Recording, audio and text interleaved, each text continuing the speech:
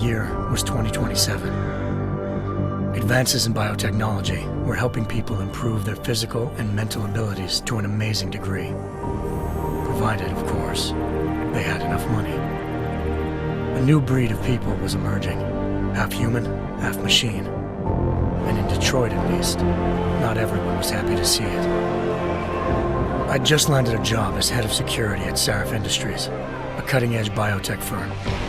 David Sarif himself handpicked me for the job, said he needed me to keep his people safe. My ex, Megan Reed, was one of them. Brilliant neuroscientist, Megan had found a way to make augmentation safe and affordable for everyone. All she had to do was present her research to Congress. But the night before her big meeting, my security measures failed. A team of Black Op mercenaries stormed into Sarif headquarters, massacring everyone in sight. 3 of the mercs were heavily augmented walking tanks. Their mission? Take out Megan and her team.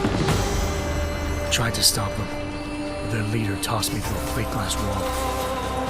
Last thing I heard as his bullets slammed into my brain was Megan's dying scream. I should have died with her. Only I didn't. High-end military-grade enhancements saved my life. The best augmentation Sarif's money could buy. It took me half a year to get a feel for her. Should have taken longer. But 6 months into my recovery, Sarif Industries was attacked again. This time, by a radical group of pro-human purists. Violent, militant, and fanatically opposed to human augmentation. They claimed to be members of Humanity Front, a non-profit organization that wanted the UN to limit biotechnology research. The thugs broke into Sarif's factory and found machinists working overtime on a top-secret military augment called the Typhoon. Sarif sent me to retrieve it, and when I did, I found one of the so-called purists next to it, wired with cerebral implants, trying to download its classified specs. Obviously, something more was going on. The Aug killed himself before I could question him. Sarif ordered me to dig deeper, so with the help of Frank Pritchard, Sarif's head of cybersecurity, I did. Turns out a second hacker had been controlling the Aug's actions from somewhere off-site. Pritchard and I tracked his signal to a secret FEMA internment camp in Detroit. The Black Op mercenaries were there. The same mercs who'd left me for dead 6 months before. Figured they'd try again when they saw me. It wasn't so easy for them this time. I took out the tank named Barrett, even got him to give me a new lead. A penthouse apartment in China. Of course, we both knew it would be a trap in the end.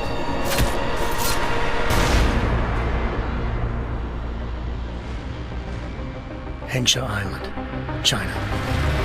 Home to a city so crowded, they had to build a second city on top of it. Trying to find clues in Hengsha wouldn't be easy. Lucky for me, I wasn't alone. Farida Malik, Sarif Industries' ace pilot, had lived in Hengsha before. A good person to have on your side. She knew enough about the place to get me around. Malik dropped me in the lower city, close to the penthouse Barrett had told me about. Bell Tower Associates, a private security firm under contract to the Chinese government, had agents tossing the suite when I arrived. Just not for the reason I'd been expecting. Turns out the man who lived there was a criminal hacker named Van Bruggen. The same hacker who'd been remotely controlling the Aug in Sarif's factory. Van Bruggen's panicked decision to force the man to commit suicide had been a mistake. Now his mercenary partners were gunning for him, and I needed to find him before they did. Locating Van Bruggen meant playing nice with the Triads, Hengsha's organized crime lords. They had the hacker holed up inside a low-rent capsule hotel. By the time I found him, Van Bruggen had no qualms giving up the woman who hired him. Zhao Yunru, president of the Taiyang Medical Corporation. According to Van Bruggen, Zhao wanted to monopolize the augmentation industry and had hired Black Op mercenaries to destabilize her competition. Sarif Industries was at the top of her list. To prove this, I needed to get inside TYM and grab a surveillance hologram off a server.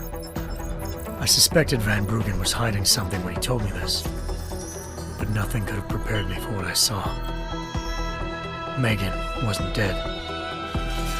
She and her 4 best researchers had been kidnapped, spirited away somewhere while their kidnappers made it look like they were dead. Desperate to learn more, I confronted Zhao in her penthouse. She claimed to be a pawn in a bigger plan, and hinted at a group so powerful it controlled global interests at a whim. Then she slipped into a panic room and hit the alarm, forcing me to make a very quick exit. I figured Zhao was lying, but part of her confession made sense. David Sarif had been worried about his people. So worried, he'd required all of them to have subdermal locator devices surgically implanted. The GPOs would have been broadcasting the day of the attack, but Zhao said a single call to Picus, the world's leader in global 24-hour satellite news, had turned those signals off. I needed to fly to Picus headquarters in Montreal if I wanted to learn more.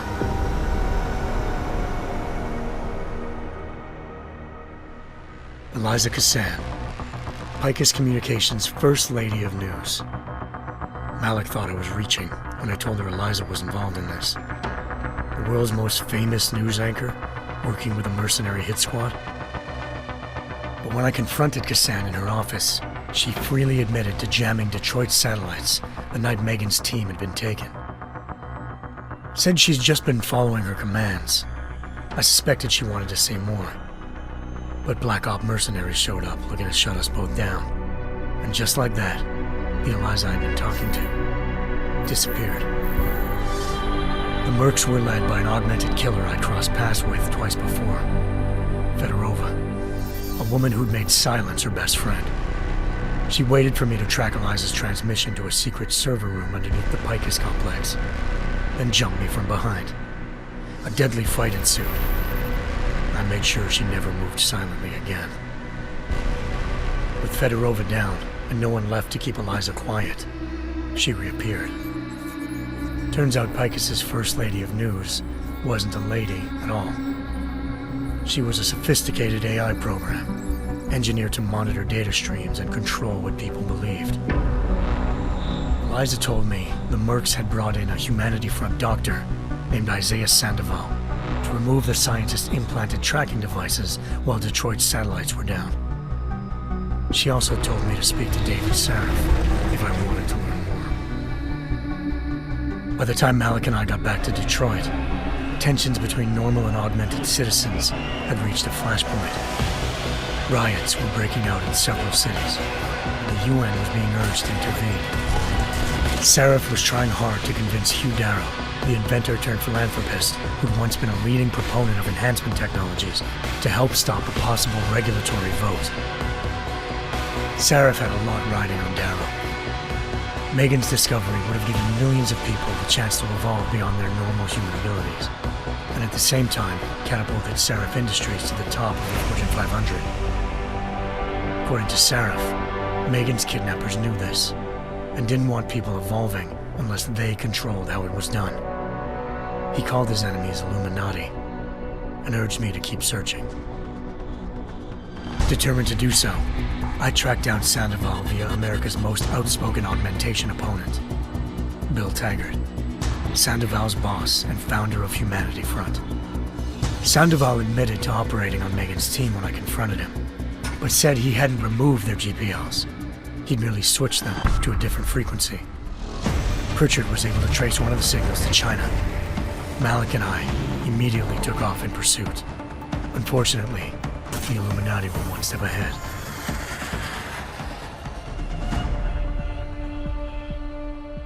Ambushed.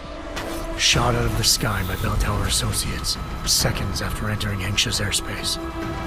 Malik's piloting skills saved me.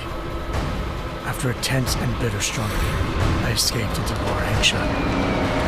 The tracking signal I was following led straight to the Triads, or more specifically, to the augmented arm of Tong Si-hung, leader of a gang of augmentation harvesters. Tong said they'd taken the arm off a corpse, which Bell Tower had left at their door, meaning at least one of Sarif's scientists was dead.